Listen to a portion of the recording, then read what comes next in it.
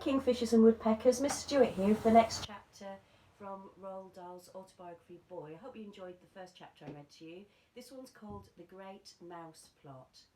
My four friends and I had come across a loose floorboard at the back of the classroom, and when we prised it up with a blade of a pocket knife, we discovered a big hollow space underneath. This, we decided, would be our secret hiding place for sweets and other small treasures, such as conkers and monkey nuts and birds' eggs. Every afternoon when the last lesson was over, the five of us would wait until the classroom had emptied. Then we would lift up the floorboard and examine our secret hoard, perhaps adding to it or taking something away. One day when we lifted it up, we found a dead mouse lying among other treasures. It was an exciting discovery. Thwaites took it out by its tail and waved it in front of our faces. "What's this? What shall we do with it?" he cried. "It stinks," someone shouted. "Throw it out the window, quick!" "Hold on a tick," I said. "Don't throw it away." Thwaites hesitated. They all looked at me. When writing about oneself, one must strive to be truthful. Truth is more important than modesty. I must tell you, therefore, that it was I, and I alone, who had the idea for the great and daring mouse plot. We all had our moments of brilliance and glory, and this was mine. "Why don't we," I said, "slip it into one of Mrs. Pratchett's jars of sweets? Then when she puts her dirty hands in to grab a handful, she'll get a stinky dead mouse instead." The other four stared at me in wonder.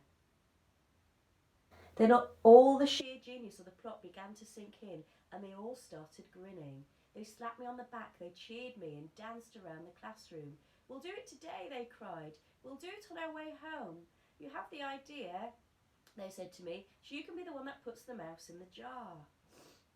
Thwaites handed me the mouse. I put it into my trouser pocket. Then the five of us left the school, crossing the village green, and headed for the sweet shop.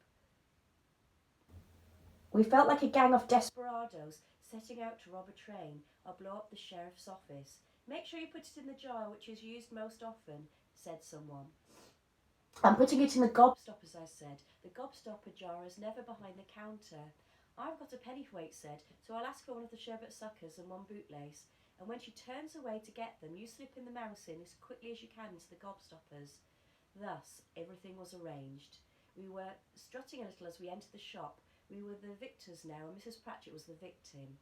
She stood behind the counter, and her small, malignant, piggy eyes watched us suspiciously as we came forward. "One sherbet sucker, please," Thwaites said to her, holding out his penny. I kept to the rear of the group, and when I saw Mrs. Pratchett turn her head away for a couple of seconds to fish out a sherbet sucker out of the box, I lifted the heavy glass lid of the gobstopper jar and dropped in the mouse. Then I replaced the lid as silently as possible.